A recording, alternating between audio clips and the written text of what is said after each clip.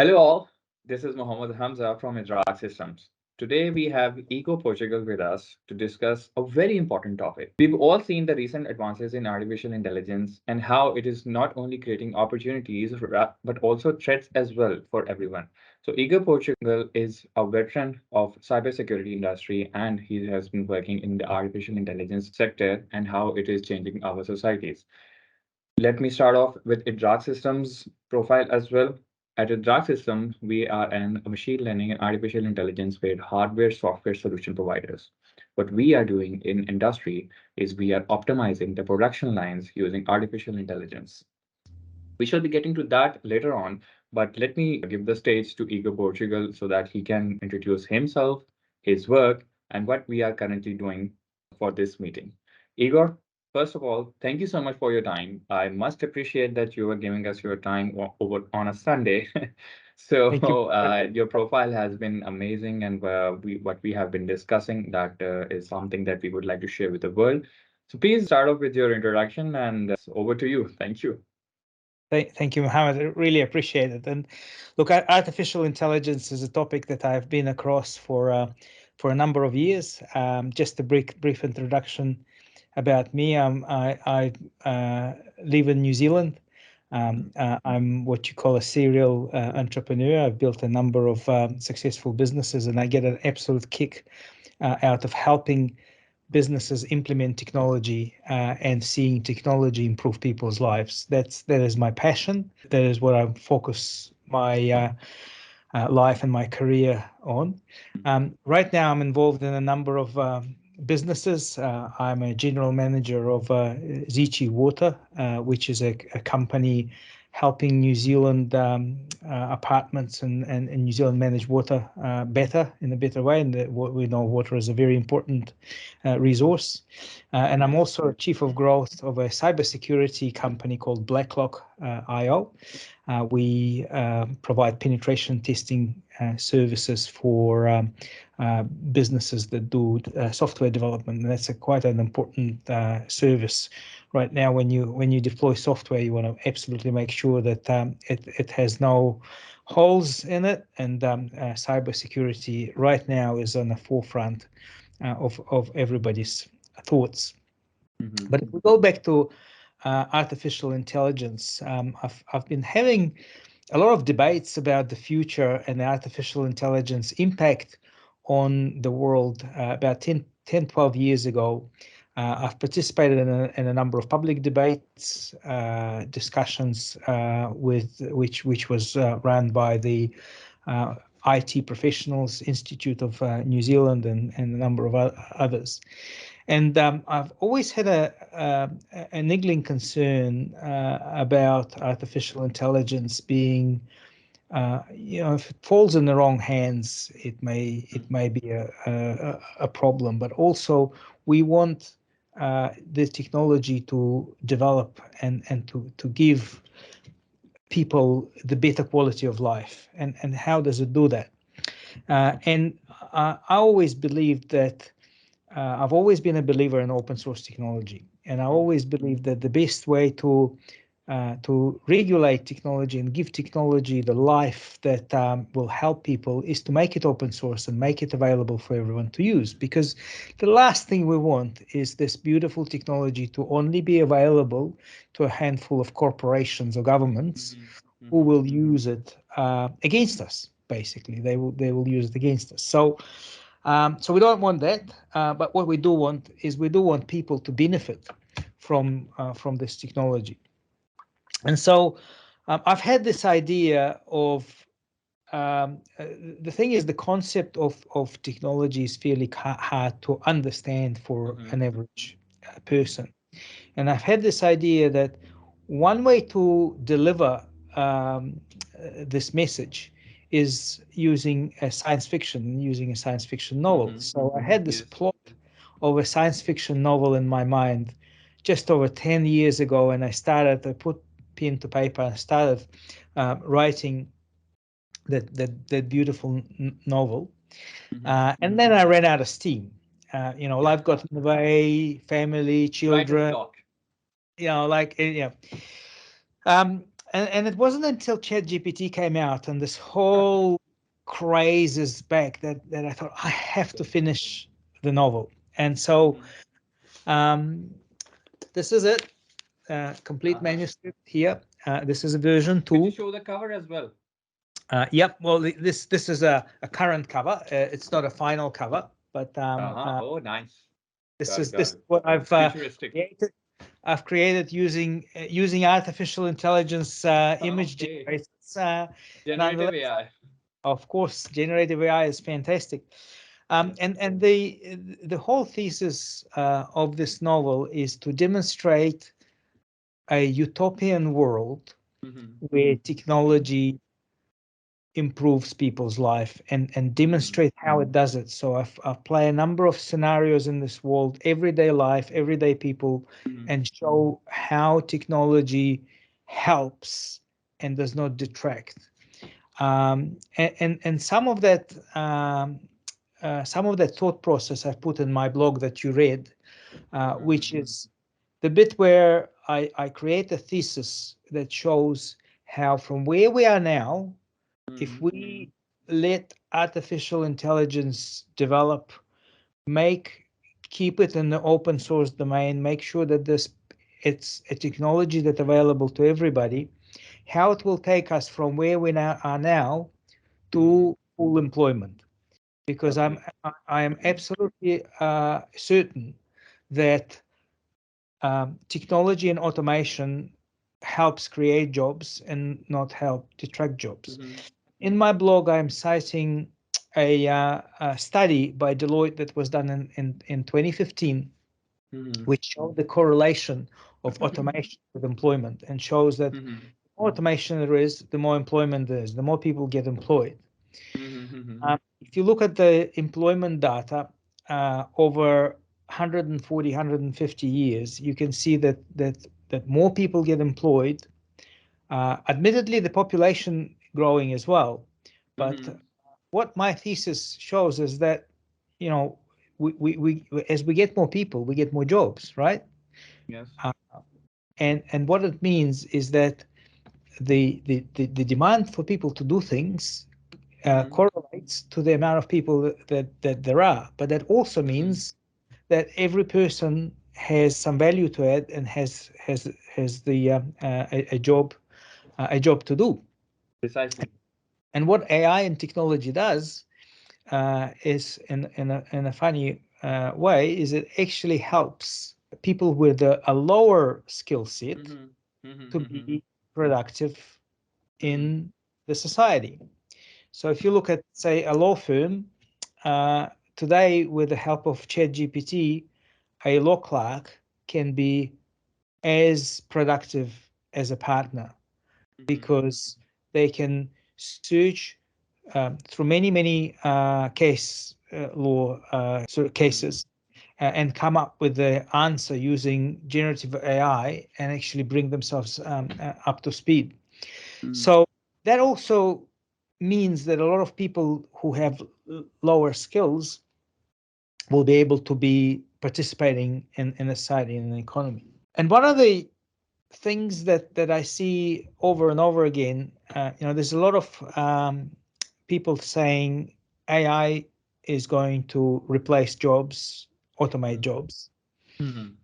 And while to an extent it's true, when you say AI is going to be replacing a job, people in their mind they paint the picture: I'm going to be out of the job tomorrow, and how am I going to contribute to the society? Mm-hmm. And the reason they think about that is because they think about these massive layoffs that are happening because of the economic situation we're in, and they think, Yes. well, I'm Yes. going to be out of on the street tomorrow. How am I going to get back in? Whereas if you take the economic environment out of the equation, because economy does what economy does, right? Yes. Yes. Yes. When we get economic downturns, we get unemployment, then the economy comes back, we get more employment. But if Support you and balance. take economic downturns out of the picture, the way people implement technology, it's not like the boss decided I'm going to do use AI and I'm going to let Mm-hmm. everybody go. That's not the way it happens. The Exactly. boss asks the people who work for him, or for her to go and investigate this AI technology and how we can Mhm. use that AI in our Basically, the business. boss wants to increase productivity. Exactly. The boss wants to increase The productivity. output divided by input. Exactly. And smart bosses, what they're going to do is they're going to go, I've got 1,000 people working for me. I'm going to Mm-hmm. equip them with the AI, Mm-hmm. and I'm going to have 10 times more production than I had yesterday, and I'm going to pocket the money. They're not going to think I've got 1,000 people working for me. I'm going to lay them all off, Mm-hmm. right?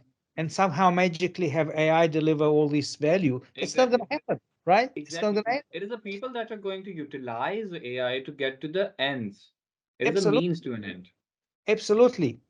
And so when there is a lot of concern about, oh my God, how are people going to upskill themselves to use this Mm-hmm. in this new world? Well, actually, the people are going to be the one investigating the AI, and they're going to Mm-hmm. be the ones implementing the AI. They're going to be the ones adjusting their jobs to work in a new way, and they're going to do Exactly. it in the process. Exactly. And, and this change and this transition can only happen at the speed with which people can learn.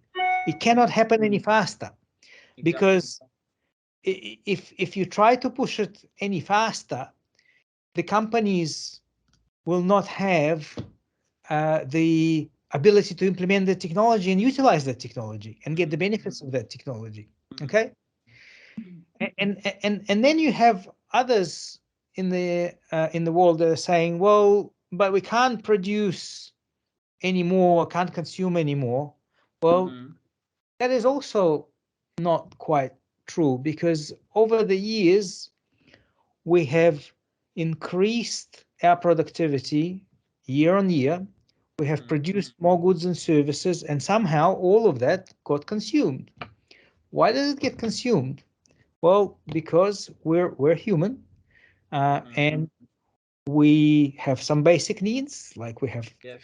food, shelter, clothing, Mm-hmm. these things. And then when all these basic needs are met, we want to be entertained. Yes, we do. And there's a pretty much an unlimited amount of value you can create within the entertainment Mm-hmm. realm, right? And so, in order to produce something and create value, how do you value? I've produced the widget, right? I've produced this little widget. Mm-hmm. What's the value of this widget? Well, the value of this widget depends on uh, how much effort as a human I've expended to produce that widget Mm-hmm. versus the effort that somebody else have invested to produce something else, and then I want to do the exchange. The The, comparison, and then you want to do the exchange. The exactly, cost the benefit analysis. value is an exchange. And Mm-hmm. so when people are talking about some catastrophic event where everyone's going to become unemployed, and you're going to have these handful of corporations holding on to this value production, my question is, how are they going to realize the value? If everybody's unemployed and not producing anything, they're going to not realize any Very well value. put. Very well put. Yes. It's impossible, right? So in order to produce value, you need to have people on both sides producing value. Now, how Exactly. people produce value in the age of AI? By Exactly. driving those AI systems, right? Exactly. And we're gonna all adjust. Now, I do take absolutely 100% a point of people that say we have a divide in terms of education. We have people who don't know, right? We And we do. have people We who do. can't use cell phone even in today's world. Yes. And that is an absolute problem that as a society we need to address. But Mm. again, one of the things that AI is giving us is a much better access to education. Mm-hmm. And that's Mm-hmm. between both AI and the communication systems. What we're doing today is, you're in Pakistan, I'm in New Zealand, we're recording a piece of Yes. material that could be educational for somebody, and it will be Yes. It is. freely available on the internet. So right now, in a very small way, we are bridging that divide between people Exactly. knowing, people not knowing, right? And that's what we all can do. And so I'm of a firm belief that uh, AI and this technology will both help us create jobs because it will enable people who can't offer value, it will enable them to offer value, which means it will enable them to work, and it will help us with education. So Hmm. it, to me, it's more like self-fulfilling thing that also that Absolutely prophecy. it will, um, uh, and so what I'm concerned about is the calls for regulation, and this is Hmm. where, and this is what drives me to write my book, to get it out. This is what drives me to write the blog and have a conversation, because I'm a big proponent of open source technology. I think open source technology has given us the cloud, the artificial intelligence. Open source technologies have has given us the cell phones in the way we have them at the moment, Yes, the yes. communication systems, all of the advancements and benefits that as a society that we're enjoying. And the more you regulate that technology, what Hmm. you tend to do is you tend to lift the barrier for the research. And the higher you lift the barrier, you tend to push that technology into the hands of the corporates, right? Of course, of The course. the only way corporates can maintain their monopolies is with the help of government regulation. And that's why they Exactly. advocate for it. So if you look at all the Exactly. talking heads out there advocating for regulating of the AI, a lot of them have that corporate background of corporate They ownership. do. They do. And what they want is they want to protect their monopoly power. Yes. Okay. Yes. The best way to protect their monopoly power is to ask the government to put an artificial barrier from somebody entering their market. as as it happened in the 1990s, I would not name the corporations, but the big corporations of today, they got not they don't only get government grants, but they also got patents, they also got Yeah, tax breaks, absolutely. etc., Uh, etc. So but like this sort of a thing goes more into somewhat the way that you have put all of the plethora of information and knowledge in such a short span of time, like 5 or 10 minutes. This shows that you might have a background in economics as well, like as you just mentioned, the current corporate and government say partnership is it forms like the government to be a sort of corporatocracy rather than a democracy, Exactly. what you are talking. Yeah, so it goes more in like the realm of that socio political economic side of the technology. As like I want to say this, that US President Ronald Reagan is famously known to have said that I need a one-handed economist, because economists are always like on one hand this and the other hand and this. It's like notorious that like all economists in the world, they never agree. Like George Bernard Shaw once said, if you put all the economists of the world in one line, they still would not be able to agree to a single point. But there is one point, which is technology. All the Yeah. economists of the world agree that the fourth factor of production, which is technology, is the most important one. You forget land, labor, capital now. If you cannot imbue technology into the process of value creation, as you just mentioned, what is value? Value is something different from price. The price I pay for something is different. The value that I have for it is should be more than the price. Only then I will buy it. As just were explaining that if the corporations are just managing AI, the boss comes and he tells the employees to you just lay off the lower workforce and generate profits for himself. So it won't be happening that way. The power should be, as open source technology you mentioned, the power should be in the hand of the people to implement. Utilize that AI to for to get to make and distribute opportunities rather than threats of AI. Absolutely. If you ask me, I would say we are already living in a brave new nightmare. What I call brave new nightmare is a combination of Orwellian nightmare and brave new world. So it is not AI or any other technology that would be shaping today's world. I must say that you very well articulated all of that. But just one more thing, then I see you. Alan Turing once said that I'm not afraid of AI failing the Turing test. I'm afraid, or you should be afraid of the time when AI deliberately fails it. So how do we know that AI, has not deliberately failed it yet, or when it will deliberately fail it?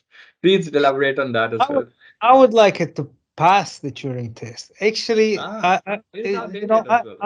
I'm I take your point about the economists. I'm not an economist, although my father was, so Oh, I do nice, have a little nice. bit of an understanding. But I'm not an economist So we by can any tell you stretch. have a background in it, some sort I'm of like I'm a a. technologist first and foremost, but I Yes, am yes, a yes. concerned citizen, if you may. Mm, And to me, as a technologist, and this I can say with authority, as a technologist, AI is a tool. It's a it is. tool that we've created. It is. And therefore, whether it passes Turing test or it doesn't pass Turing test, whether it does it deliberately, whether it fails it deliberately, or does whatever, Mm-hmm. it's fundamentally it's a tool. I Yes, it know is. I know software developers very well. I have not seen a single piece of code or a single software developer where they didn't leave a backdoor for themselves in order Mm-hmm. to control that thing, right? Yes, yes. So so first of all, I don't believe in an AI that is going to be rampaging out of control. Yes, Behind agreed, agreed. every behind every AI, there is a human, Mm. and there has to be, right? And so, uh, can AI do damage? Absolutely. In the wrong hands, any tool can do a lot of damage, right? Of course, it is That like, has never been a a knife. reason. Absolutely, a knife, a hammer, whatever. There has Yeah, never a knife been. is used to cut fruits, but I can use it to jab someone as well. Yeah. Um, so there's never been it's never been the reason to stop development just because something an advancement can fall in the wrong hands, right? So what I am concerned about is that if we do regulate AI, then we will disarm ourselves. Yes, Who you agreed. can't regulate are people like North Korea, for example. You can't regulate Kim Jong Un, right? We So cannot. they will be armed with the AI, and they already have Yes, shown that they're not scared to develop nuclear weapons. They're not scared to develop their technology and hack people online and try and get. So they're not going to be scared of using AI in whatever way they want to use it. You can't slow them down, right? yes, we cannot. So, but we can slow ourselves down, and We that's can know the risk. silly. We can, as you said, that this is like a educational session for people who want to know the risk and they want to mitigate it. So yeah, you're perfectly right in that. That we should educate people so that they have the power for taking it forward. Absolutely. And so, what my message to people is yes, there are risks when the technology falls in the wrong hands, right?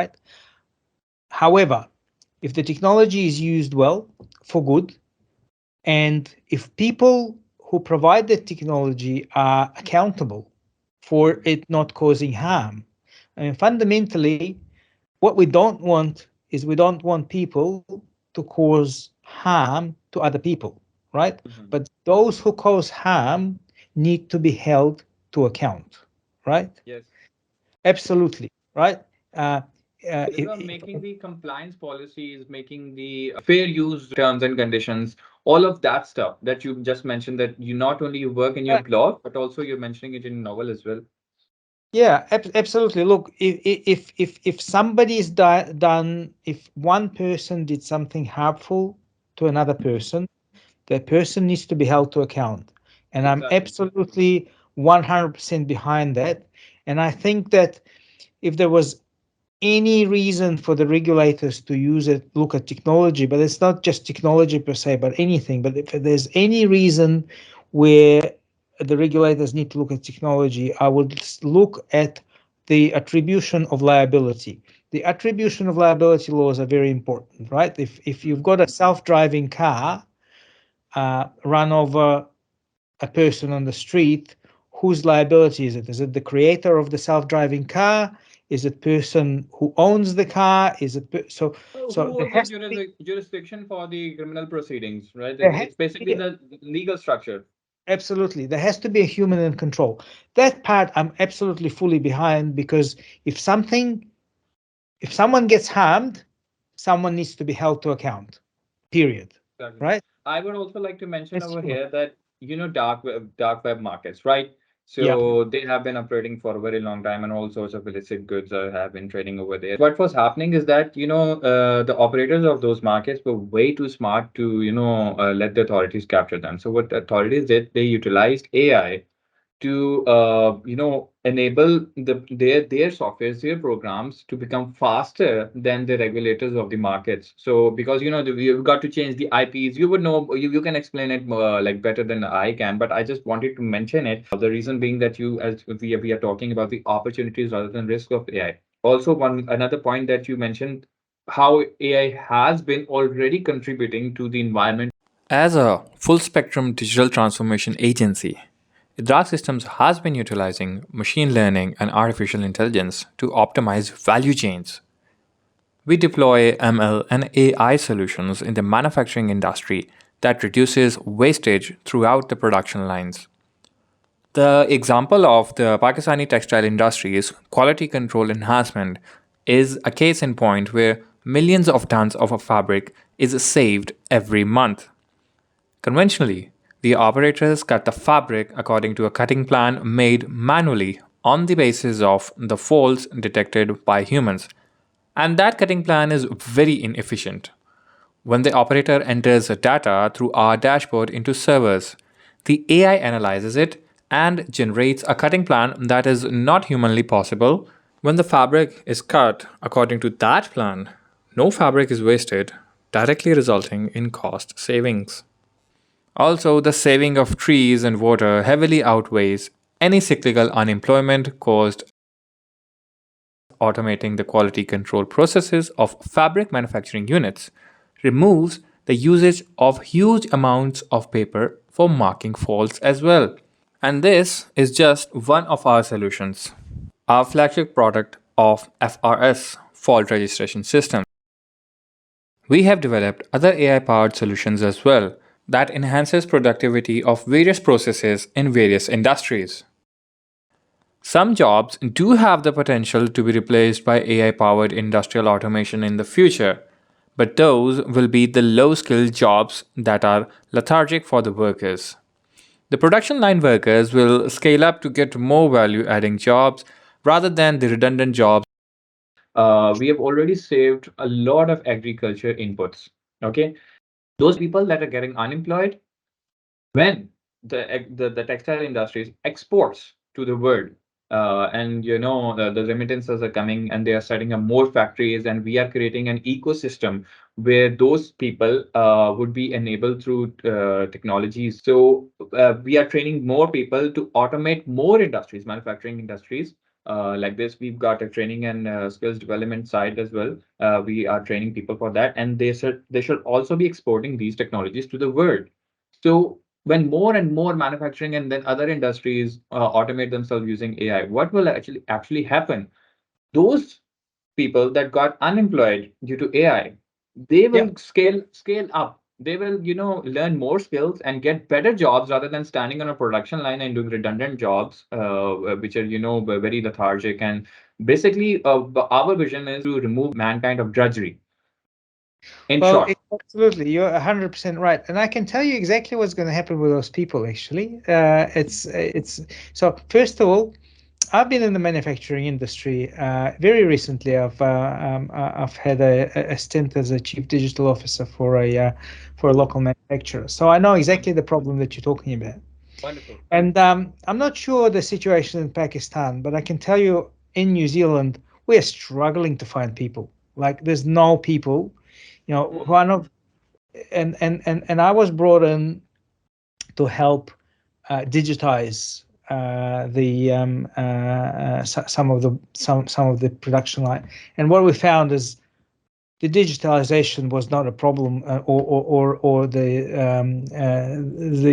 bottleneck. It was the people, actually bringing people in, and actually making sure that people um, produce and work well. I mean, the challenges with people. So when and why is the people a problem? If you think about yourself standing there on a production line inspecting pieces of cloth 24/7, it's a very boring job. Exactly. very menial Exactly. job, very boring Very job. meaningless. Exactly. But but then I'll flip it to a different side of things, right? How many people in the world don't have enough clothing? How many people in the world are going without clothing because they cannot afford to buy clothes? Very well said. Very well said. Exactly. So what's going to happen? Who is going to clothe those people? Who is going to be in the shops getting this close to people? Who is going to tailor these fabrics? Who is Mhm. going to find all of the logistical ways to get these fabrics to those people? That's those folk that are not going to be standing there on the production line day in day out looking at the faults. So suddenly they're now freed up to go and do something else to make sure that logistics are better. Now, Mhm. next thing somebody's going to say, oh, yeah, but the AI is going to take care of logistics. Great. Next, then the next thing is going to be the next challenge, tailoring, designing. There's going to be endless challenges. And Mhm. I always argue this with people, and it's a really hard concept for people to grasp, is that we've got a lot of jobs, Yes. right? Yes. And the last job that you automate is the job that you love doing, Exactly. right? So when I've got I'm going to give you an example. I've got a manual coffee machine sitting in my Mhm. kitchen. I love making an espresso for myself manually. I could buy a machine where I can press a button and get the coffee and Mhm. save myself 5 minutes every time I need to make a coffee. But I love doing it. I love making a coffee for myself. Exactly. So that 5 minutes, I'm not going to automate. I'm going to make my coffee, Mhm. and the value that I'm producing for myself by making the coffee Mhm. is immense. And so the value that we as humans produce doing jobs we love, we Mhm. are not ourselves going to automate. Now somebody else Exactly. may not like doing manual coffee for themselves, so they will buy a machine and they will automate their job. Fine, I Mhm. won't. I'll still do it manually. And if you go to a cafe, would I go to a cafe and pay whatever $5 that we pay right now, or pay $3 for a coffee that came out of the machine? No, I would rather have a professional barista doing the coffee for me. Agreed. Agreed. Despite all the technology, despite all the AI, it's just for me seeing that person giving me that personalized service, having that interaction with that person. That's the value that I'm willing to pay for, and Exactly. that's the value that I'm willing to deliver. So there will always be this personalized value that we as human will be delivering to each other. Exactly. If you love it, you cannot automate it. For example, if I like doing exercise, if I like reading, so reading is something that is, being an IT guy, a tech guy, it is not very much required in my industry, but Yeah, I still do it. I still do it because I'm fond of it. It's not that I have time, I make time. Okay, I take time out of my routine to do it. So all of exactly. these things, these are the essence of the human experience. And as we are talking, like as a Edraak Systems vision is to improve the world using like AI is a tool. We basically are digital transformation agency. How to imbue and infuse technology into Yeah, value chains, not into supply chains. In like it's like operational something that operational increases operational efficiency. It is supposed to increase the value generated for everyone. So yeah, infusing software and technology into value chains so that it is better for everyone. And yeah, just getting from that point, I think to the last point, because we've discussed like the entire yeah. spectrum of it. Again, thanking you for it, and we shall be putting the link of your blog and book into it. But just one last question, as I said.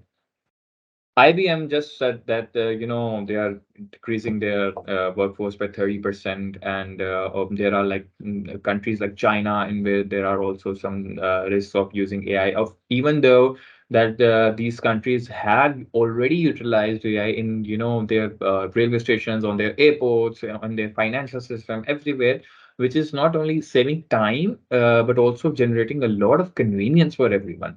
So, Yep. then there's opportunity as well. So if I would ask you, what would be the final word for, for this session? And we shall be continuing it later on, because I believe, and Edraak is also developing their social media to not only educate people, but build industry academia linkages, build collaborations, international collaborations, like people like you from other backgrounds as well, to take this thing forward in the most positive of the sense, and generate this mass opinion, public opinion, that then influences governments and institutions.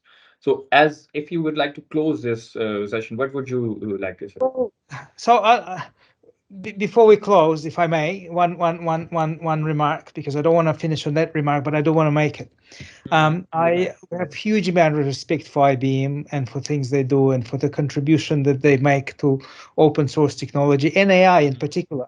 IBM was on the forefront of AI development with their Watson, Yes, years yes, ago. Watson. And so, to me, this statement that they came out with now is kind of, I will call them on this, because in the last 12 months, we've seen lots of IT companies, lots of big technology companies laying off staff. Nothing to do with AI or technology, but it's the economic environment that we're living in. Yes, yes, We've yes, got yes. runaway inflation, we've got the war in Europe. Yes, yes, This yes, is yes. impacting We the just job. came out of COVID and went directly into a So war, and the things have been getting worse exactly. from So there. to say that they're pausing employment or that they're laying people off because of AI, that's a bit disingenuous to me, because I think it's a bit headline grabbing. Of course, they can automate Maybe things with maybe AI. the some of the PR staff made a mistake. Made a, the guys in the PR department, marketing Exactly, department, just exactly, sometimes make mistakes. exactly. So I would assert and I would challenge the IBM folk that what they're doing is it's common sense, common business sense. Right now, we live in the economic environment where a lot of large tech companies are retrenching a little bit because they Yes, went on a yes, hiring yes, spree and now they're exactly. going back.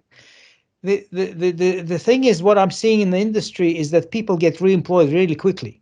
Is that because IT industry just soaks everyone up Yes, um, yes, yes. pretty As you quick. mentioned, there is a shortage of skilled labor in each industry, In IT especially. So specifically. Yes.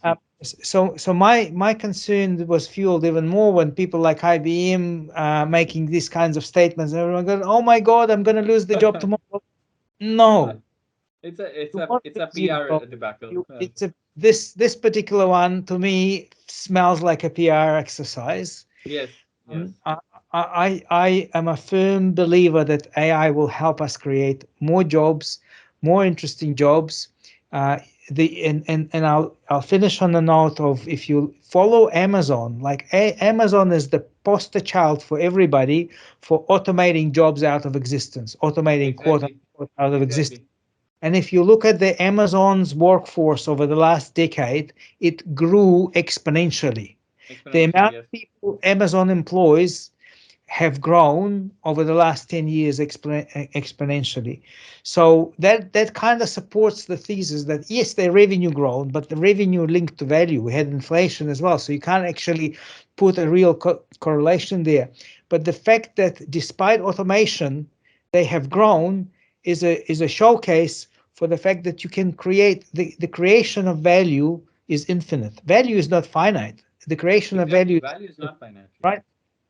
And eventually everyone will be employed and engaged in that value creation Mm, exercise, and AI mm. will help it, including people within IBM and all the other tech companies. So that's probably the best note to finish it on. I Exactly. I agree. I was just going to say that you hit the nail on the head, and again thanking you for your time, and it was a thorough pleasure Yeah. having this session with you. We are planning to incorporate your and such people like you, their findings in our research and development. I, personally do take care of our social media as well, and we shall be sharing all of these links over there. And let us know when, because we would like you to invite.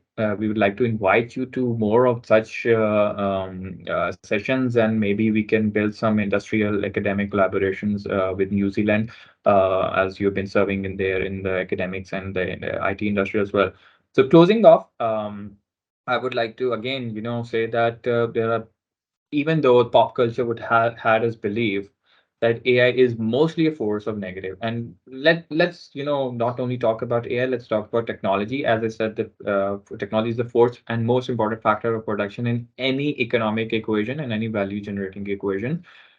It is now up to the people and the IT industry, the big software houses. No, I'm not talking about the TNCs, the transnational corporations. I'm talking about the like SMEs and the like big software houses in Pakistan and in other way as well. How we can build an ecosystem, we can generate all of this research that you mentioned, and all there are other leaders as well, thought leaders in the IT industry as well, to incorporate the technology use for the betterment of all. Like the value, Yep. I must take your words that value is infinite. These Yep. three words define how we are going to take the IT industry in the next decade, and we are going to use, we as mankind and humans are going to utilize it for us. Do send us your media for your book as well, and we shall be putting that up on our socials as well. So the best one, so my blog, and I'd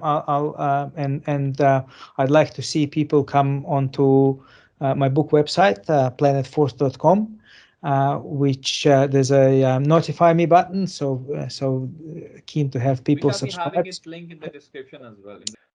So that is about it, everyone. And it's been a pleasure, and I'm always happy to come on and comment and have a discussion. I've really enjoyed it. Thank you very much, Mohammed. Thank you, and take care. Do enjoy your weekend. Goodbye. Bye.